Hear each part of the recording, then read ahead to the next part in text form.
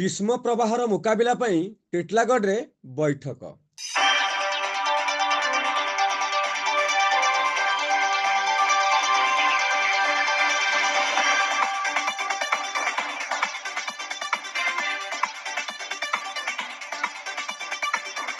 ଗ୍ରୀଷ୍ମର ଆରମ୍ଭରୁ ତାତି ଅସହ୍ୟ ହେବାକୁ ବସିଲାଣି।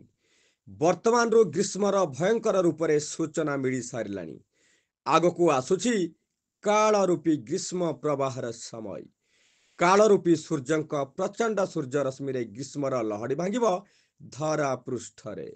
ଗ୍ରୀଷ୍ମ ପ୍ରବାହର ତାତିରେ ଜୀବ ଜଗତ ଅସ୍ତବ୍ୟସ୍ତ ହୋଇ ଛଟପଟ ହେବେ ପ୍ରଚଣ୍ଡ ରୁଦ୍ର ତାପରେ। ଅଂଶୁଘାତ ଭୟ ଏବେରୁ ବିବ୍ରତ କରିଦେଲାଣି ମଣିଷ ସମାଜକୁ। କିନ୍ତୁ ଏହାର ମୁକାବିଲା ପାଇଁ ପ୍ରଶାସନ ବର୍ତ୍ତମାନରୁ ସଜାଗ ରହି ଗ୍ରୀଷ୍ମ ତାପରୁ ମୁକ୍ତି ପାଇବା ପାଇଁ ଯୋଜନା ପ୍ରସ୍ତୁତ କରି ଚାଲିଛି। ବଣ ପାହାଡ଼ ଘେରା ମଧ୍ୟରେ ଛନ୍ଦି ହୋଇ ରହିଥିବା ଓଡ଼ିଶା ମାଟିରେ ଟିଟଲାଗଡ଼ ଏକ ଉତ୍ତପ୍ତ ଅଞ୍ଚଳ ବୋଲି ସମସ୍ତେ ଜାଣିଛନ୍ତି। ଓଡ଼ିଶାର ସବୁ ସହରଠାରୁ ଟିଟଲାଗଡ଼ ଗୋଟିଏ ଅଗ୍ନିପିଣ୍ଡୁଳା ସହର ହୋଇ ଜୀବ ଜଗତକୁ କାବୁ କରି ରଖିଥିବା ବେଳେ ସେହି ଗ୍ରୀଷ୍ମର ପ୍ରକୋପକୁ ମୁକାବିଲା କରିବା ପାଇଁ ପ୍ରଶାସନ ଦୃଢ଼ ପଦକ୍ଷେପ ନେଇଛି। ବର୍ତ୍ତମାନରୁ ସଜାଗ ରହିଲେ ଗ୍ରୀଷ୍ମ ରାକ୍ଷସର ପ୍ରକୋପକୁ ସିନା ଅଟକାଇ ହେବ ନାହିଁ, କିନ୍ତୁ ସେହି ଗ୍ରୀଷ୍ମ ରାକ୍ଷସର ସାମ୍ନା କରି ମୁକାବିଲା କରିପାରିଲେ ଗ୍ରୀଷ୍ମ ପ୍ରବାହରେ ହେଉଥିବା କ୍ଷୟକ୍ଷତିରୁ ମୁକ୍ତି ମିଳିପାରିବ। ତେଣୁ ସରକାରୀ ତରଫରୁ ବିଭିନ୍ନ ବିଭାଗର ଅଧିକାରୀମାନଙ୍କୁ ନେଇ ଚଳିତ ବର୍ଷ ଗ୍ରୀଷ୍ମ ପ୍ରବାହକୁ କିପରି ମୁକାବିଲା କରାଯାଇ ପାରିବ ତାହା ବିସ୍ତୃତ ଭାବରେ ଆଲୋଚନା କରାଯାଇଥିଲା।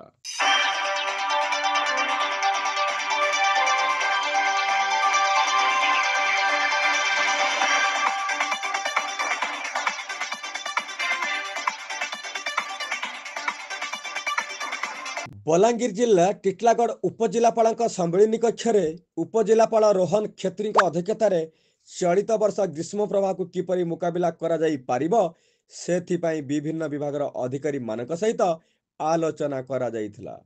ଅତ୍ୟଧିକ ଗ୍ରୀଷ୍ମ ପ୍ରବାହ ଯୋଗୁଁ ଜନସାଧାରଣଙ୍କୁ ସତର୍କତା ଅବଲମ୍ବନ କରିବା ପାଇଁ ବିଭିନ୍ନ ସ୍ଥାନରେ ପୋଷ୍ଟର ବ୍ୟାନର ମାଧ୍ୟମରେ ଅବଗତ ନିମନ୍ତେ ସମସ୍ତ ଗୋଷ୍ଠୀ ଉନ୍ନୟନ ଅଧିକାରୀ, ତହସିଲଦାର, ନିର୍ବାହୀ ଅଧିକାରୀ, ଟିଟଲାଗଡ଼ ପୌର ପରିଷଦ ନିର୍ବାହୀ ଅଧିକାରୀ, ବିଜ୍ଞାପିତ ଅଞ୍ଚଳ ପରିଷଦ, କଣ୍ଟାବାଞ୍ଜି ଉପଖଣ୍ଡ ଚିକିତ୍ସା ଅଧିକାରୀଙ୍କୁ ନିର୍ଦ୍ଦେଶ ଦେଇଥିଲେ।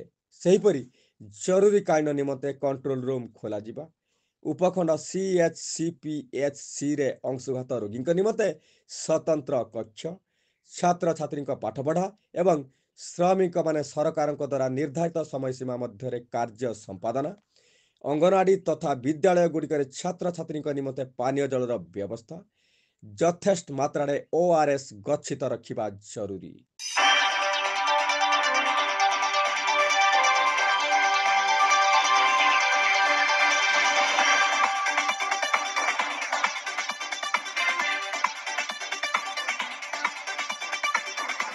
ଜନସାଧାରଣଙ୍କୁ ପାନୀୟ ଜଳ ଯୋଗାଣ ନିମନ୍ତେ ଅଚଳ ହୋଇଥିବା ନଳକୂପଗୁଡ଼ିକୁ ମରାମତି କରି ଯଥାଶୀଘ୍ର କାର୍ଯ୍ୟକ୍ଷମ କରିବା, ନିରବଚ୍ଛିନ୍ନ ଭାବେ ବିଦ୍ୟୁତ୍ ଯୋଗାଣ, ଚିକିତ୍ସାଳୟରେ ଅଂଶୁଘାତ ରୋଗୀଙ୍କ ଜରୁରୀକାଳୀନ ଚିକିତ୍ସା ନିମନ୍ତେ ଶୀତତାପ ନିୟନ୍ତ୍ରଣ କକ୍ଷ, ସେହିପରି ଗ୍ରାମାଞ୍ଚଳରେ ଥିବା ପ୍ରମୁଖ ଛକଗୁଡ଼ିକରେ ଜନସାଧାରଣଙ୍କ ପାଇଁ ଜଳଛତ୍ର ଖୋଲିବା ନିମନ୍ତେ ସମ୍ପୃକ୍ତ ଅଧିକାରୀମାନଙ୍କୁ ନିର୍ଦ୍ଦେଶ ଦିଆଯାଇଥିଲା।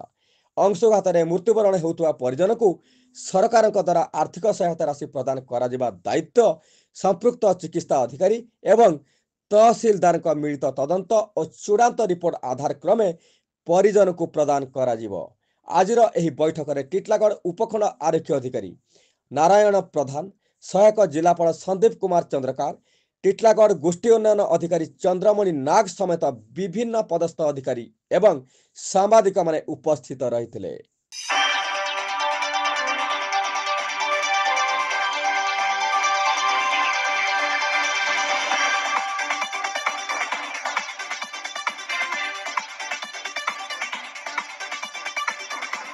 ଟିଟଲାଗଡ଼ରୁ Santosh Kumar Pattanayak report, AB news.